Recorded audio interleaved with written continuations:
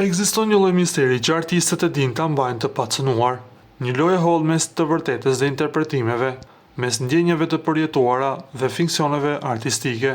Olsi Bylyku është një nga ata që e ka luajtur mirë këtë rol. Në një intervistë ai u përball me një nga pyetjet që ka trazuar rrjetin. A janë këngët e tij një dedikim për Glittakon? Me një përgjigje të prerë, por edhe të hapur për interpretime, ai tha: "Nëse kënga është për të apo jo, çfarë ndryshon për ty?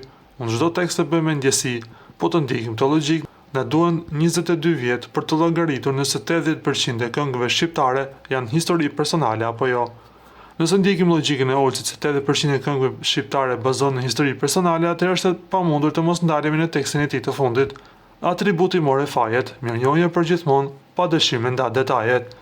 Fjala mirënjohje është bërë sinonimi i Eglit brenda shtëpisë, ku ajo e ka përdorur vazhdimisht për të përshkruar marrëdhënie me Olsin, dhe nëse ka një detaj që ajo ka refuzuar ta ndajë, është pikërisht fundi i kësaj historie. Më mirë po rri silent, letër i kthehen ngjarjet sa kanë mbaruar rrahjet.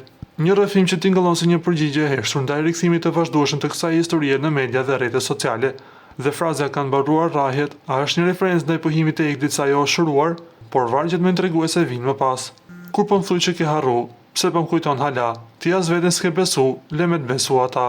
Një varg që vështirë të mos shihet si një aludim për momentet kur Egli ka përshëndetur Olsin përmes kamerës në mënyrë ironike apo për krahasimet e saj mes tij dhe gjestit brenda shtëpisë. Në një univers ku komentet online e kanë cilësuar Eglin si një vajzë me shumë karakter, por edhe me shumë dramë, vargjet tingëllojnë si një rrëfim i nënkuptuar se pavarësisht gjithçkaje, Olsi ka qenë i vetmi që e ka kuptuar dhe e ka mbrojtur.